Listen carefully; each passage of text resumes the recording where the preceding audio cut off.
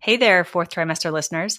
Our program today is proudly sponsored by Family Album, your secure haven for sharing baby photos and videos. Head over to the App Store today, search Family Album, one word, download the app, and start creating a legacy of love, one photo at a time.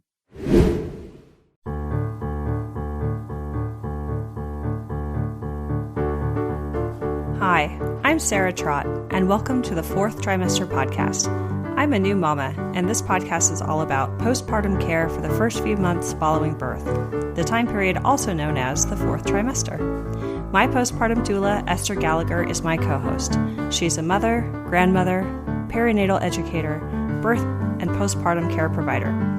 Fourth trimester care, our topic, is about the practical, emotional, and social support parents and baby require.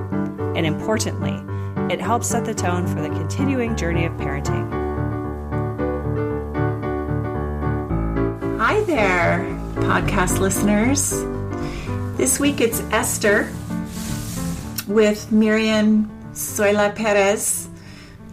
That's probably a terrible pronunciation. That was actually pretty good. And we're podcasting without our beloved Sarah this time, but she's always with us in spirit.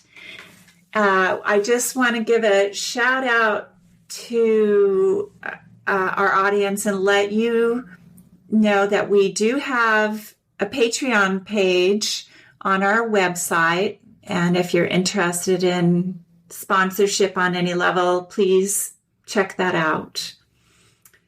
And otherwise, we're going to get started. So I was made aware of Miriam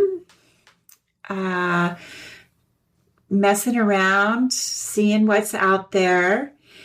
And because her website is radicaldoula.com, I thought, well, she needs to be on our show for sure. Nice. So we're going to just launch in, and I'm going to let Miriam tell her story. Which story do you want, Esther? How about how you came to be where you are now? Ooh, I think you only have an hour, right? Yes, I know. Well, no, this is a podcast about parenting and birth. I'll keep it kind of focused on that aspect of my work. So I got into birth work and doula work specifically in college. I went to college with the idea of being pre-med and specifically really was interested in being an OBGYN. I was just one of those kids who was fascinated with birth and would look at my friends' health books at sleepovers, that kind of thing. I just had a fascination with pregnancy and birth from a young age without any sense of where that came from. I didn't have any younger siblings. I didn't have anybody in my life who was in that world, but for some reason I was fascinated with it. So I went to college and was like, I'm going to be a doctor. I'm going to be an OBGYN. And then I got sidetracked by organic chemistry, which happens to a lot of people. And when I go give talks at college campuses, that always gets a big laugh because so many people have had that same experience. So I was like, I don't know about this whole pre-med thing, but I was lucky enough to end up in a class that talked about the anthropology of reproduction, which was really fascinating. Mm-hmm. And it was there that I saw a video that is kind of old now, but it was called Born in the USA. Have you ever seen it, Esther? Yeah. Yeah. So I feel like birth people have seen it of a certain age, but the people coming up now, they see The Business of Being Born on Netflix, but this is you have to go to the library and get a VHS tape, I think. And it chronicled 3 different birthing environments in the U.S. It compared home birth midwifery to a birth center in Upper Manhattan to a OBGYN in a hospital. And I walked out of that class where we watched the documentary and was like, that just changed my life. There was just something that really politicized me around what I felt like was the really wrong way we were handling birth in the U.S. And so it sent me down a whole path around that issue. I looked into it academically, but then of course I was like, well, I should be a midwife, right? This makes so much sense. And I went and spent some time with a midwife who was an alum of my college. And she was like, if you really want to be a midwife, you should be a doula first, because that's a way that you can really get a sense if this is something you want. She was one of those people who was like, you should be a midwife if you can't be anything else, because it's a hard life, right? Because it's challenging, and it's a difficult career path. And so I think her perspective was like, if this is what you have to do, then you should do it, but you should make sure. Good advice. Yeah, right. I feel like it's probably true about a lot of things. So yeah, and that's a shout out to Robin Churchill, who's the midwife that gave me that advice, and so who's now doing like amazing work in Africa and other parts of the world, kind of educating midwives and doing all sorts of stuff with family planning. So I went and did a doula training, and I did it in Philadelphia. And this was like over 10 years ago now, and with a DONA training, and it was a really like lovely experience. Just felt like exciting to kind of be learning this skill set and to feel like there was something that I could kind of jump in and do without having to go become a midwife, and supporting people during pregnancy and childbirth. So then I worked as a volunteer doula. I've never done doula work as a profession. I've only done it as kind of activism. So I did some volunteer doula work in a hospital in North Carolina. And I started to get more politicized around it, not just around like the political questions of like what's wrong with how we do childbirth in the U.S. and over medicalization and whatnot, but also just the broader politics of pregnancy and birth, particularly when you talk about folks from marginalized communities. So some of the women I supported in the hospital were immigrant Latino women, Spanish speakers. My parents are immigrants from Cuba, so I'm bilingual. And so I was able to support them primarily with language support, to be honest, but I was also obviously doula work.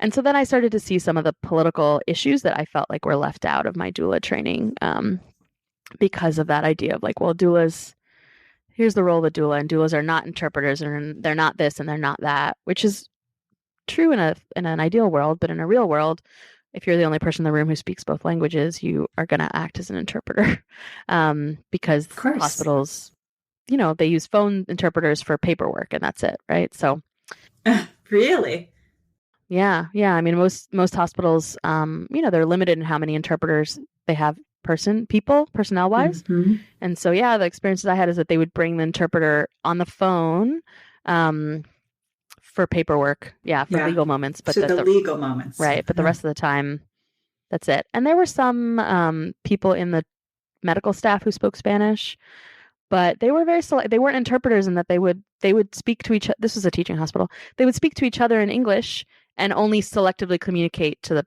patient in Spanish. And so there's a whole conversation happening in the room about her health that's not being communicated to her, and that was really frustrating. And that was. So, you can imagine what that would be like if you were in that situation, right? That it's really frustrating. And then you're in labor. So like, there's so many things that are frustrating. So all of these different pieces sort of started to politicize me a little bit more around like, there's lots of layers here about the challenges in pregnancy and birth. It's not just this question of medicalization or this question of hospitals being maybe not the right place for everyone kind of thing. So, I could tell the story in an hour, so I'll kind of fast forward. So I ended up getting more into activist work. I didn't end up kind of going down the midwifery path. I stayed doing doula work as an activist, and then started doing kind of nonprofit activism and advocacy, working in the Latina community around reproductive rights and justice and access to abortion and contraception and lots of different things. And that's when I started the blog Radical Doula, because I wanted to talk about a bunch of different ways, a bunch of my politics and my identities and how that all made sense to me, and all the intersections. So that it was actually 10 years ago now that I started that blog, which is wild. That's impressive. Yeah. And so in the 10 years since, these days my focus activist wise is more on writing. And I've become a journalist and do writing about lots of different topics, including reproductive health and maternal health, but focus a lot on the issues of race and racism and how that impacts people during people's lives generally, but particularly looking at pregnancy and birth as one place where race and racism really impacts people's experiences.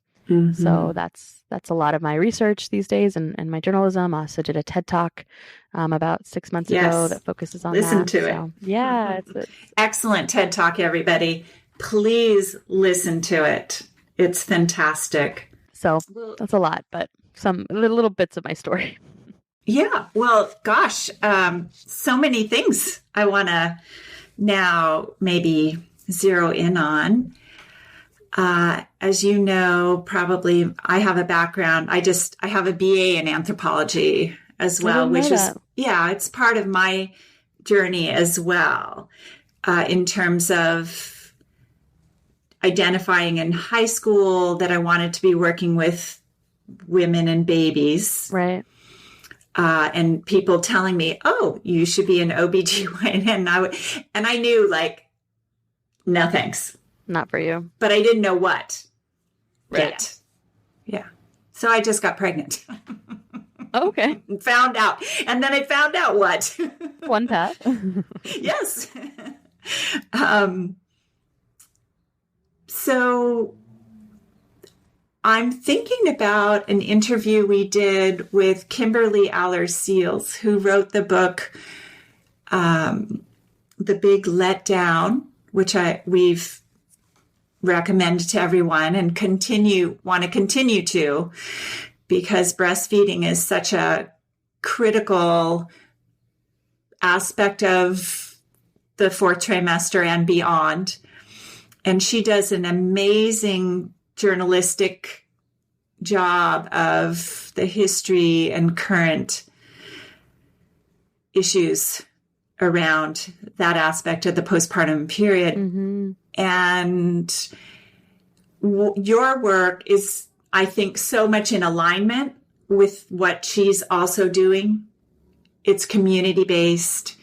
It's a way to address the racism in our system.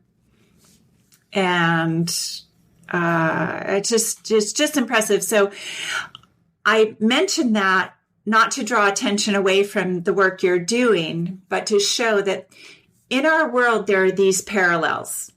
This work is being done, needs to be done.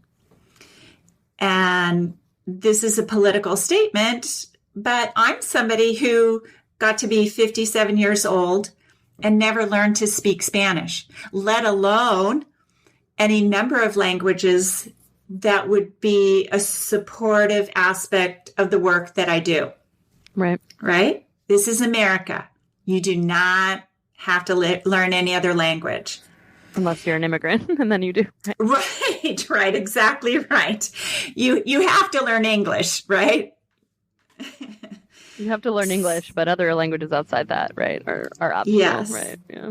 And I was so appreciative of what you were saying in terms of how various professional people comport themselves vis-a-vis their clients. You made a very interesting contrast between what you are there to do as the doula and what the other staff, how they're operating. And I think what resonates for me is that I too, with English speakers, find myself watching while and witnessing this kind of behavior, that in front of a woman who is in labor or in whatever way terminating a pregnancy, she is being talked about before and whether she's talked to, and that the languaging of all of this process is so interesting. And that's an anthropological engagement, don't you think? Yeah. So I'd love for you to talk more about how that is for you. Right. And what it means. Right. I'm curious, were you like really influenced by Robbie Davis Floyd too? I know a lot of like birth people who did anthro, right? Like, I'm going to have to be very embarrassed by your question. I think she's phenomenal. Yeah. I've seen her speak. Mm-hmm. I've never read her books. Oh my God. Sorry. I know, crazy, right? And even I'm right in line with her. Yeah, I'm sure you'd agree. That's so funny. I mean, I did anthropology as my focus. I ended up majoring in it, and I wrote a thesis about my work in that hospital, like as a doula. I sort of was like a mini ethnography, I guess. And I used her book, one of her books, really heavily. So, but yeah, I mean, I think there's a lot of there's a lot of problems with our healthcare system and the model and the ways in which patients are treated. And I think that some of those problems cross race and class, and they're just exacerbated sometimes when you add those dynamics in. So yeah, you're right that like if you're at a teaching hospital, like they're going to have a conversation about you. They might have a conversation about you to each other in the room that they wouldn't have. That doesn't include you, right? That is about you. Although, I will say that I had a more recent experience in a teaching hospital when my partner was hospitalized for a week for a health issue.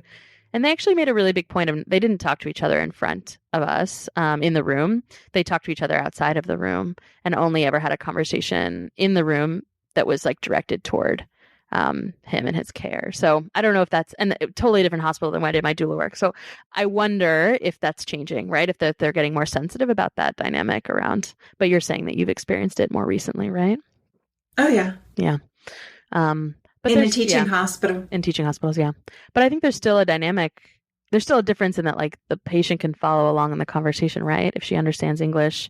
So it's still rude, I think, and a problem with our model that she's not, that the conversation is not including her or centered around her.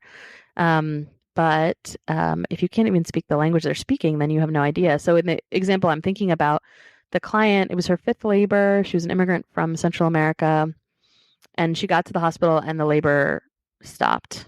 And it was sort of like, why is the labor stopped? Almost like maybe it's because she had to do 2 hours of paperwork, but her labor had stopped, right? And she'd had 4, maybe she'd had 4 other vaginal births before this, right? Mm-hmm. So it turns out that the baby was breech. And so they're doing the ultrasound and talking about the baby being breech to each other in English. And she has no idea what they're saying. So it's like, how horrible is that, right? That they're not even communicating to her what they're finding. And obviously they did at the end of it, but they had a whole back and forth about it without translating as they were going, because this resident spoke Spanish, this white guy, he did speak Spanish. So in some ways it was worse because he got to choose what he translated. Whereas if there had been an official interpreter standing in the room, my understanding is that they would translate all of the conversation to her, right? So she had no idea what was happening. And there's, an ultrasound and she really didn't want a C-section. And she ended up having one because in this hospital, they don't do breech. Right. I mean, most people don't anymore. So anyway, so I think when you add a dynamic like race or class or language ability, it just, it really makes it worse. And so then I'm standing there as the doula, pretty new doula, pretty young, with my doula trainer in my ear being like, you're not an interpreter. And I wasn't. An interpreter is an official role in a hospital. I was not a certified interpreter, but I speak both languages. So I'm sitting there just having to decide, what do I communicate about this conversation to her? And this, on top of the fact that the medical team and the resident were not like huge fans. They're kind of like, who are you? Why are you here? Even though I was a volunteer with a volunteer doula group in the hospital. It was based in the hospital, run by a CNM who was working as a labor and delivery nurse. So anyway, all of these things to say, and all the ways in which these dynamics play out in these settings. And are complicated. And are very complicated, yeah. Well, having had that experience, Miriam, where have you taken it? Like, what do you feel about it now? So I guess my approach over the years has been, I found that like doing one-on-one work as a doula didn't feel satisfying on its own for me. Like I wanted to do work. I think I'm drawn to do work at a different level, like at a level that reaches more people, I think, than just like individual work. No, I can find individual work to be very fulfilling, but it doesn't satisfy me in the bigger picture. And so I started this blog, Radical Doula, 10 years ago to try and talk about some of these things around race and class and my experiences as a Latina and as a child of immigrants and as a person who was pro-choice in doing doula work and also a queer person doing doula work, like all these different identities. And so I think my approach over the years has been more about doula education. So I wrote a book called The Radical Doula Guide. It's kind of like a well-designed zine. It's about 80 pages. I self-published it. And the subtitle is A Political Primer for Full Spectrum Pregnancy and Birth Support. And so the idea was like, well, my doula training, while it was lovely, had a lot of things missing from it. And I realized that quickly when I started actually doing doula work. And so I wanted to try to fill that gap, fill some of those gaps in doula education so that at least doulas might have a way to approach some of the political questions that come into play, particularly if you're working with populations who aren't straight, white, and upper middle class, right? Like it felt like the doula training was the silent sort of unspoken thing in the room, was that that's who our client base was, and that we were all going to be doing doula work as a business, and that these were the parents we're going to be working with. And so when you take that assumption off the table, there's a lot of things you need to know about and talk about. And so that's been my sort of attempt to start that conversation for doulas. Can I make a connection here? Yeah, sure. I'm just fascinated by one thing that you said twice. And that is that you, in your ear, you heard, you are not an interpreter. And the connection I want to make, now I never took a birth doula training, because I came up through a midwifery apprenticeship. So I felt like that would have been gilding the lily in some odd way. Yeah, I think you had this experience you needed, probably. Yeah. But I have never had that voice in my head that I'm not an interpreter. In fact, I tell my clients, I will act as your interpreter. If you do not understand something, I will explain it to you. Which is different than it being a language interpreter, right? Of course. Except, let's face it. Yeah. Part of the whole trajectory of Western medicine has been that kind of like speaking Latin in the Catholic Church so nobody can understand you, right? Bless their hearts. They're speaking another language. Right. And it's about elitism, right? Yeah. They want and it is. They want it to be inaccessible. Yeah. Right. No matter what your social class is, they are the class separate from you when you walk into their culture. Okay. So again, another layer of exactly what you're showing us about how women are another class, and pregnant women, the more so, regardless of what outcome they want for their pregnancy, whether it's to end it or to see it through, to parenthood. I think it's a fascinating aspect of our culture.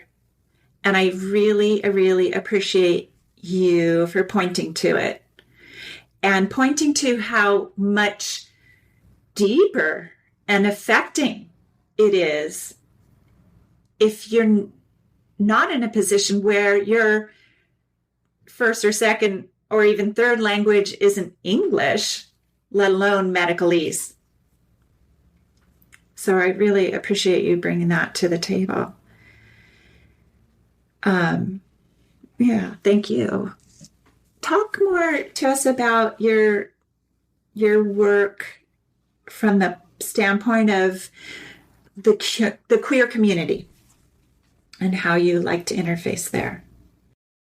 Yeah, so it was something that, I sort of actually kind of around the same time I became a doula, I also came out. And so not unrelatedly, but so then it was a part of my identity and my experience, and also something. So there were a lot of things that I felt weren't being talked about in like the birth community, the midwifery community, the doula community. And that was one of them, was sort of queerness and queer people and how we fit into that work, and the fact that I was a doula and I was queer and it made sense to me. And even a doula who's also like identifies as gender nonconforming. So there was lots of ways, right? Like the sort of stereotype of a doula who's like hippie earth mama thing, like that's not me on like many, many fronts. So wanting to kind of say, well, this is why I do this work. And this is why, these are all things that make sense. So that's kind of where the radical doula, the idea of being a radical doula came from, was all these different points. So, and, it hasn't, I think the ways in which it plays in are mostly just about participating in these conversations around how do we make sure that our work and our environments are accessible to queer and trans people, and how do we, what does it look like to, again, going back to doula education, sometimes I feel like a lot of my audience for Radical Doula has been sort of straight white doulas, right? Who are looking to be more politically aware or more sensitive or more, they have a radical politics and they want to know how to like incorporate that into their work. And so like in the Radical Doula Guide, I have sections about race and about class and about immigration and incarceration, but also about gender and sexuality, and sort of explaining how do those things impact people's birth experiences and what might you need to take into consideration as a doula. So language is a big thing for queer and trans people, is just like making sure that we follow the lead of the people that we're working with around how they want to talk about themselves, their pregnancies, their families, their bodies. So kind of basic things, but we can take those things for granted, especially I think the birth world can be a little like, again, like hippie earth mama sort of thing. So there can be a lot of feminine this and, and I found that stuff alienating when I was doing my doula training and stuff around like, I haven't had children. I've never been pregnant. And this idea that like, because I'm a woman, I like know how to support another woman. Like, and while I think there's a lot to be said about the knowledge I do have just as a human being about how to support another human being, and being socialized female clearly plays into that, I don't necessarily believe that there's some inherent knowledge that I have as a woman, because that to me leads to sort of uncomfortable, biologically essentialist ideas about gender, that don't sit right with me. So to counteract some of that and try to instead talk about doula work without necessarily making it about gender. And yeah, so those are kind of some of the ways in which it's played into my work. Hey, fellow parents, can we take a moment to reflect on the joyous chaos that is parenthood? Those days when our hearts swell with love at the sight of our little ones and we're bursting at the seams to share every adorable moment with the world. But let's be real. Some things are better kept in the family, and your loved ones who matter the most aren't always close by, and they might not be that tech savvy either. So how can you easily share your baby's beautiful growth with loved ones while keeping your precious memories secure? I remember the frustration of trying to use some of the big tech photo solutions, only to find they fell short of what I needed. That's when I stumbled upon something truly remarkable, the Family Album app. The Family Album app was created to give parents a secure and easy way to share photos and videos with loved ones. It's an orderly and totally secure haven for your family's personal memories. I love that there's no third-party ads, no unwanted eyes, unlimited storage, and that it's totally free. So to all the parents who are out there still trying to use other messaging apps for your kids' photos, it's time to level up your family photo game with a free photo sharing app. Head over to the App Store today, search Family Album, one word, download the app, and start creating a legacy of love one photo at a time. I think it's fantastic. Thank you. And having participated in everything you mentioned at some point in my career, on some level, I think you're really naming a set of things that we all do well to question in our culture, whatever our situation vis-a-vis whether or not we have kids, right? Whether or not we find ourselves pregnant with someone or not with somebody, or any of those things. Mm-hmm. Yeah, I mean, people like, feminists sort of sometimes say like, well, if a woman was in the White House, like everything would be different. And it's like, I don't believe there's anything inherent about being a woman that makes you a good person. Like, well, and we have plenty of examples. Right. There's plenty of women worldwide politically who do terrible things, right? So socialization matters, but it's not, and there are biological influences to gender, right? Hormones and things like that. But let's not get it twisted. Like it's not that men are better than women, that women are better than men. It's that that we're all dealing with like the limitations of the ways our gender restricts who we can be and how we can be in the world, so. Do you want to talk about that from an organic chem standpoint? Oh my God. I mean, I'm so nerdy. I know. Did you do orgo when you were in? I did not. No. It's really unfortunate because it's such a weed out, and it's really, how many doctors actually use it ever in their practice, you know? Yeah.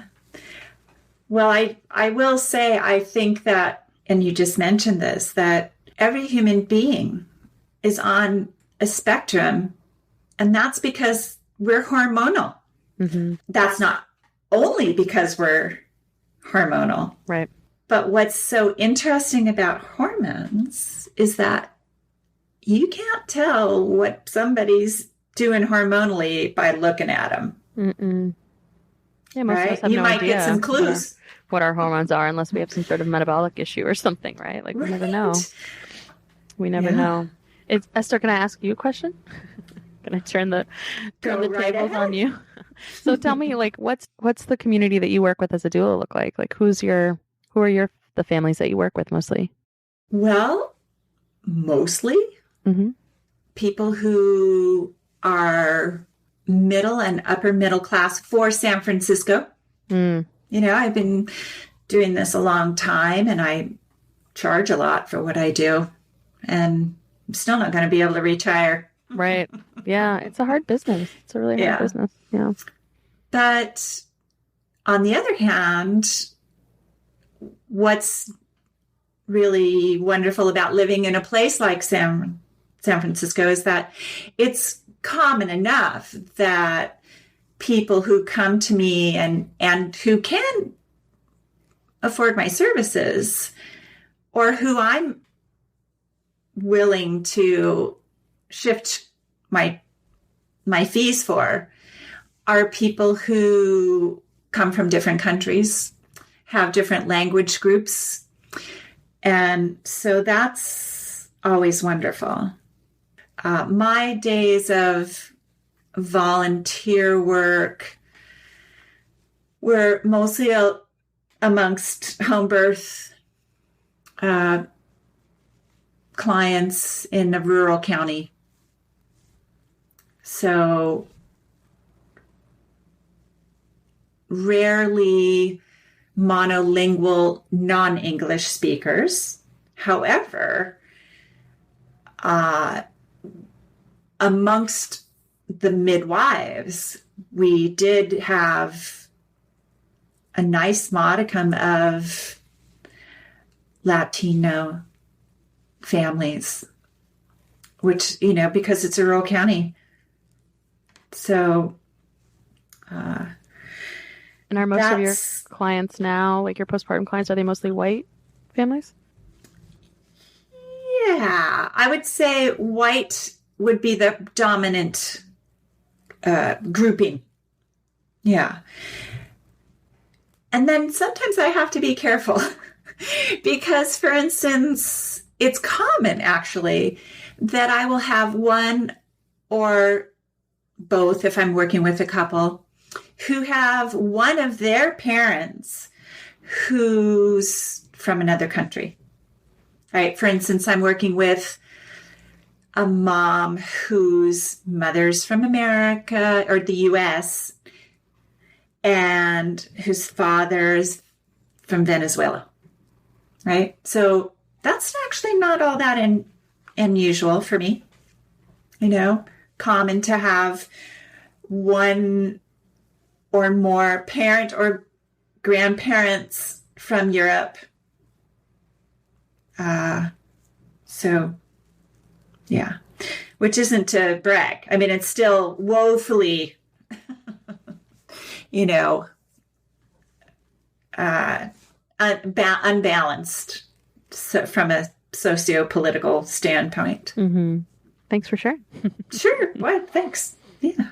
And I also am, I wouldn't say I'm directly fortunate, but I feel indirectly fortunate to live in a community where doula work, birth doula work especially, has become quite popularized.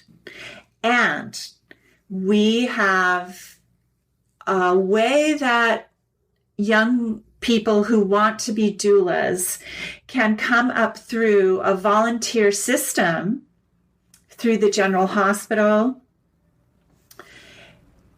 and be working with families that would otherwise have no access to doula care.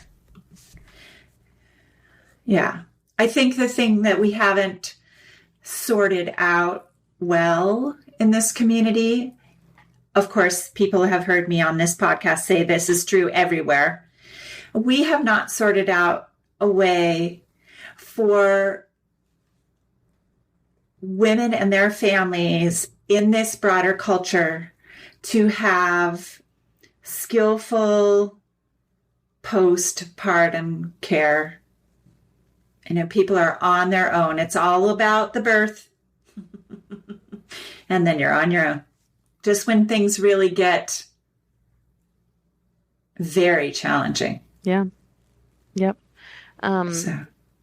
Yeah, and there's a little bit of controversy in the doula world, and if you've probably followed this, but around sort of that pipeline of like volunteer programs being places where new doulas get experience and offer services. And I mean, I was part of that. Like the program I did, I was straight out of my doula training, so I didn't have any experience. And there was some like a sort of apprenticeship in that. Like I think my first couple births, I was with another doula, but it was pretty limited, right? The question is, well, then are we giving, people who don't have access to doula care through their own means less experienced and less quality care because they're volunteer pipelines, right? So almost mimicking the teaching hospital model, right? Where people who don't have the means to pay have to be sort of learned on. Right. So it's a challenging dynamic, although still important on many levels. And so finding ways for those programs to be well run and well mentored so that the care that these doulas are giving is still quality care. And what would you imagine in an unfortunately capitalistic country would be a way for that to happen? So I think the answer to this problem depends on what the question is. So is the question, how do we get a doula for every mom? Is the question, how do we make sure that every person who gives birth is well supported? Is the question, how do we address the fact that Black women are 4 times more likely to die during pregnancy and childbirth than white women, right? Like of the same socioeconomic class. Yeah, that even when you account for income and class status, right? Black women are still more likely than white women, even who are middle class, to have all sorts of problems during pregnancy and childbirth. Yeah, it's really stark. And so I think that's the question, so if the question, and I think often the assumption is that the question among doulas is a doula for every mom. How do we get a doula for every mom? And I think that's totally unrealistic.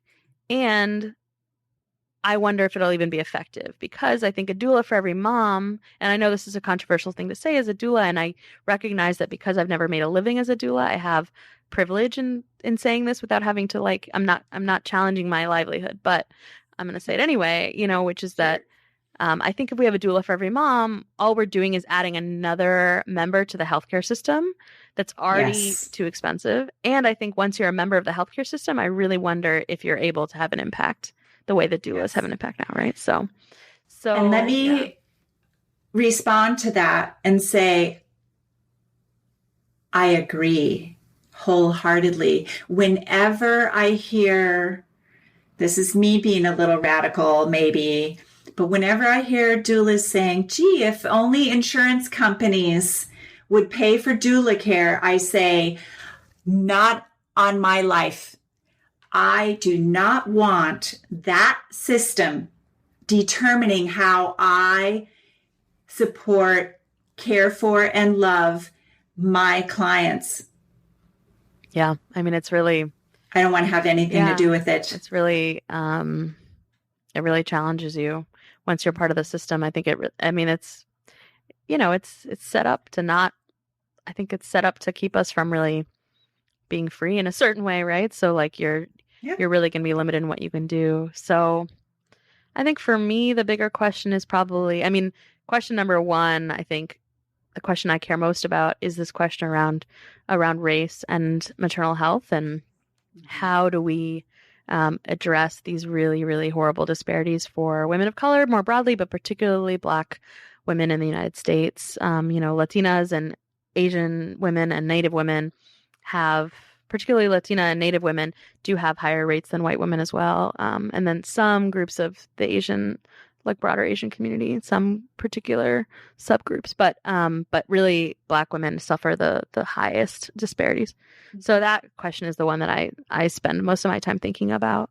And I don't think that's about doulas. I think doula care, the doula model provides something that is, there's a reason why doulas are so impactful, and that reason is important, but I don't think the person of a doula is the key. But if we talk about the question of like, how do we make sure every person who gives birth or is pregnant is well supported? I think the answer to that is actually more of like, we need this skill set of doula. And I wonder what you think about this as a postpartum doula, but I feel like the skill set of a doula is a skill set that should belong to the community and the people who surround a person already. So their family and their friends. I don't think it should be privatized. And so I think it's been privatized because we privatized birth and we pulled people out of their communities, and that knowledge is no longer shared anymore. Yes. So how do we bring those skills back to the people, the community members? So it's not a something you do for pay, but it's something you do for each other because that's what you do, you know? So that's like doula trainings for community members. And I will give a shout out to Jenny Joseph, this amazing midwife and provider in Orlando who's done a lot of work to creating a prenatal and postnatal environment that is really effective at reducing these disparities for the Black women that she serves. And her whole idea is like, let's give doula skills to people who are already paid to do this kind of work.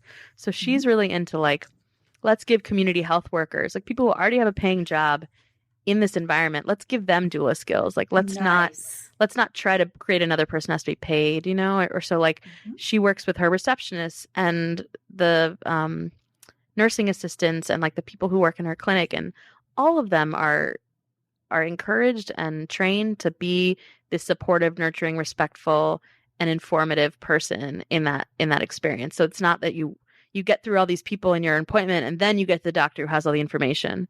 It's like actually all of these people along the way are helping you, and that's really part of the key of her model. That's been, I mean, she's almost eliminated the disparities like maternal mortality, infant mortality, low infant birth weight, premature labor in the community that she works, which was just predominantly low-income Black and Haitian women in Orlando, Florida. So, and if you watch my TED Talk, you'll learn more about her model. Yeah. And isn't that the radical intervention against the very thing that voice in our heads that say, you're not an interpreter, right?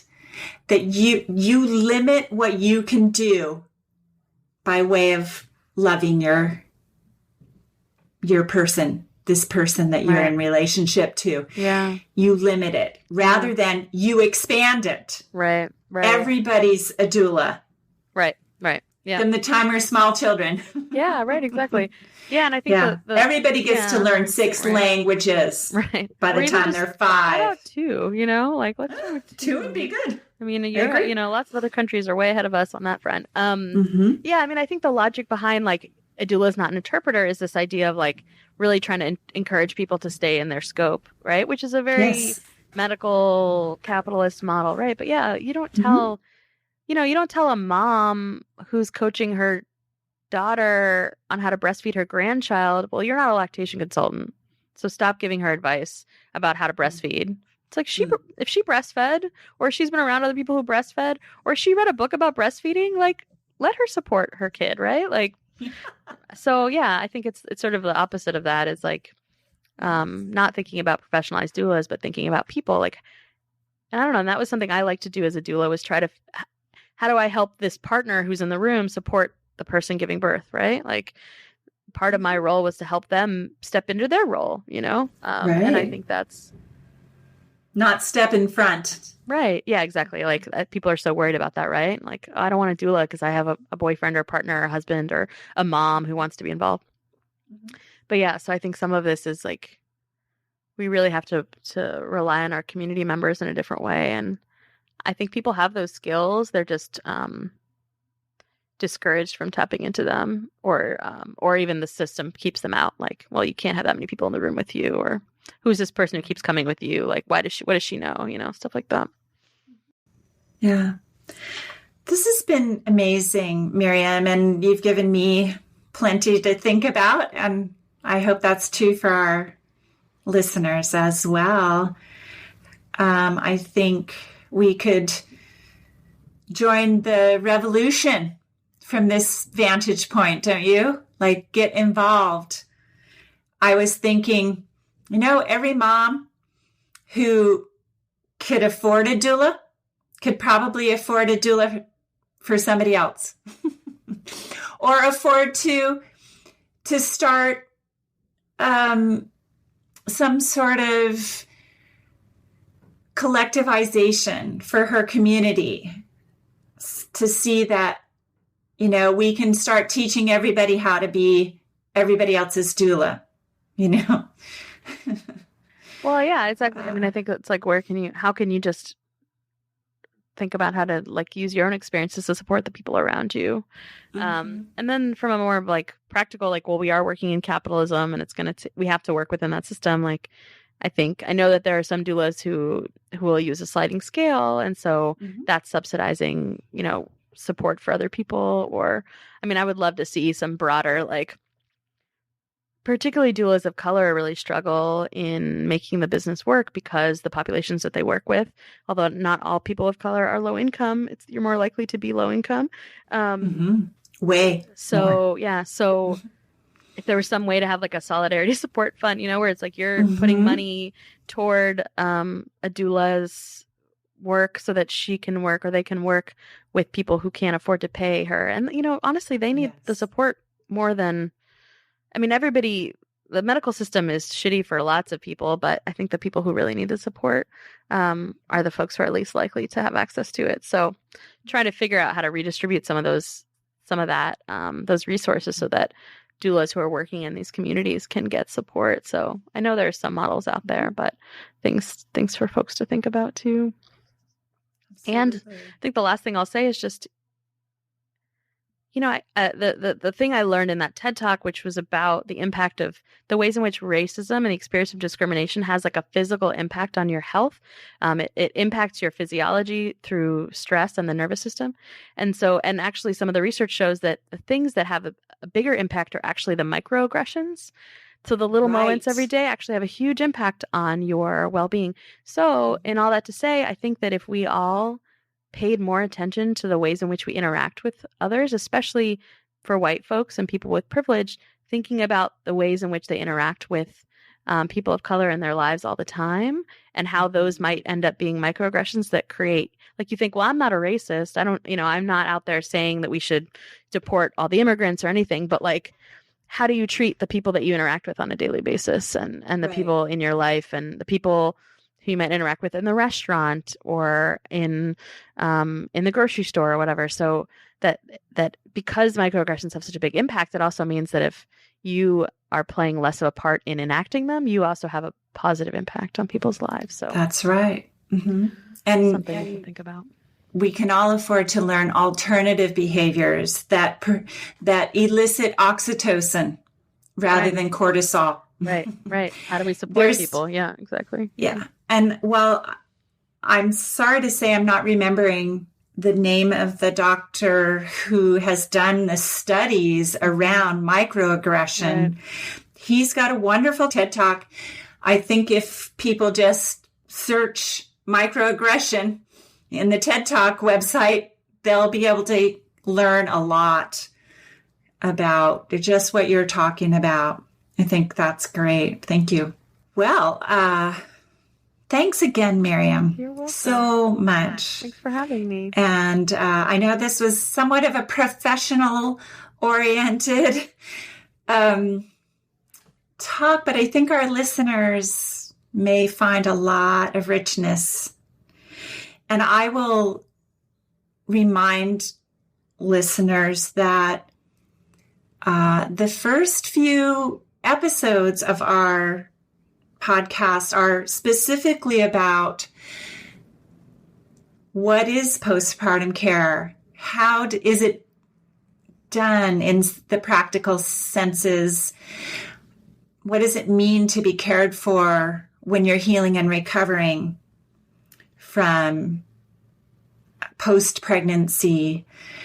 And so maybe jump back there and think in terms of, what do I have to offer my community based on what I've learned getting through pregnancy and into the postpartum period, whatever that is for me. So, yeah. Thanks so much, everybody. And thanks again, Miriam. Okay. Take care. Thanks, Esther. You can find out more about Esther Gallagher on esthergallagher.com. You can also subscribe to this podcast in order to hear more from us. Thank you for listening, everyone, and I hope you'll join us next time on the Fourth Trimester. The theme music on this podcast was created by Sean Trott. Hear more at soundcloud.com/Sean Trott. Special thanks to my true loves, my husband Ben, daughter Penelope, and baby girl Evelyn. Don't forget to share the Fourth Trimester podcast with any new and expecting parents. I'm Sarah Trott. Goodbye for now. Hello again, bicycle man. I know you're doing all that you can. I wrote the song, simple and true. I wrote the song, I'll sing a song for you.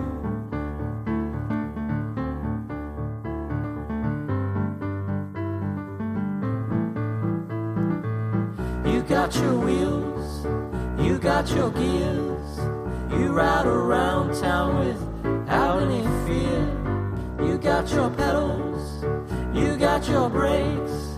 You always wear your helmet for safety's sake.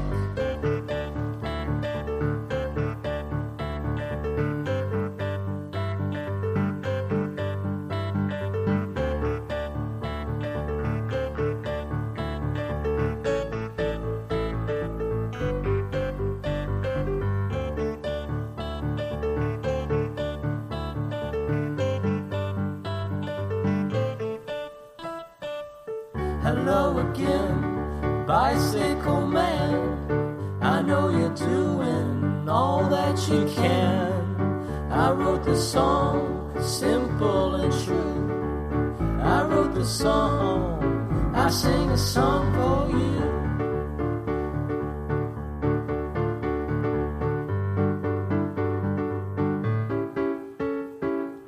Hello again, bicycle man. I know you're doing the best that you can. I wrote the song, simple and true. I wrote the song, I sing a song for you.